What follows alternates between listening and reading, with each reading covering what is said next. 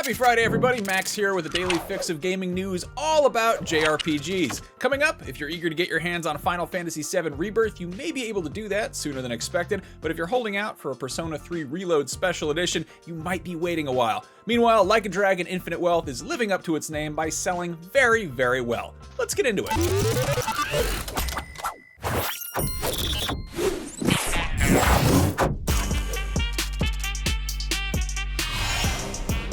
Final Fantasy VII Rebirth doesn't release until the very end of the month, but clever Avalanche operatives have uncovered some clues suggesting that a demo may be dropping as soon as next week. The PlayStation Game-sized Twitter account poked around on Sony's servers and found mention of a demo, as well as a potential reward for playing said demo, a Kupo Charm survival set, which I'm guessing is somehow Moogle related. It also said title ID for transferring in there somewhere, which I guess points to some kind of a save transfer, which is hopefully all of the progress you made in the demo carrying over to the full game, something that Square Enix has done with previous demos, like the one released prior to Final Fantasy XVI's launch.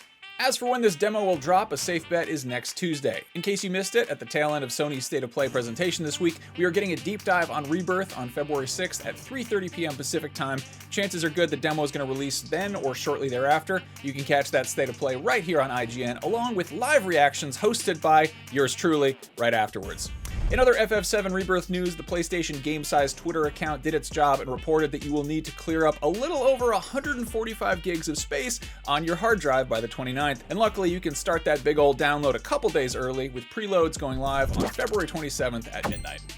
Shifting gears from a JRPG we're getting very soon to one we probably won't be, Persona 3 Reload is out today, but if you prefer an expanded special edition like Persona 4's Golden or Persona 5's Royal, don't hold your breath. In an interview with Gamer WK, translated by Persona Central, Persona team production manager Katsuhito Wada explained, quote, "Currently we are not considering a revision, like with Persona 5 to Persona 5 Royal, which involves significant changes and additions to the original title. Fans can rest assured knowing that Persona 3 Reload offers a complete experience," end quote. I would take this with a grain of salt, since Atlus has a history of getting fans to double dip on Persona games. Persona 3 Reload is obviously a big, huge, full-on rebuild of the game, but depending on how you're counting, it's also the 4th or 5th time they've released a game called Persona 3. There was the original PS2 version, there was the enhanced Persona 3 FES expansion, there was Persona 3 Portable, and then there were the remastered ports of Persona 3 Portable, which had subtle improvements over the original.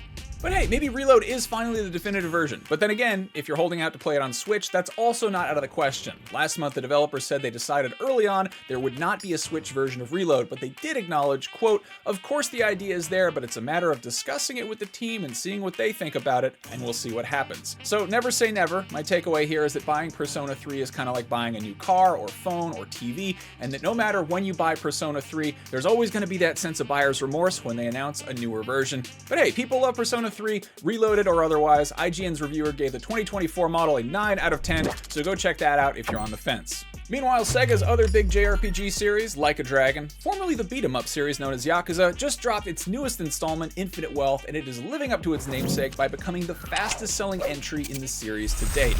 In the week since its release, more than 1 million players have snagged a copy of the game, and to celebrate that milestone, Sega and RGG Studios announced they're giving everybody free t-shirts. And by everybody, I mean Ichiban and Kiryu and the rest of the party in-game. The celebratory t-shirt set will be released as DLC at a later date, and we'll find out when that later date is on the official social media channels. We'll keep you posted on that. Hopefully the team has some fun with this, since a t-shirt kind of pales in comparison to some of the crazy outfits you can wear in that game, like scuba suits and dominatrix outfits and grass skirts, things like that. It's a very, very silly game, but it's also a very good game. Infinite Wealth scored a 9 out of 10 in IGN's review as well. Different reviewers, but still, JRPG fans are eating pretty good right now. I'm about 40 hours into Infinite Wealth, and it's easily a top 3 Yakuza game for me, and it's too soon to say, but it might be my favorite yet.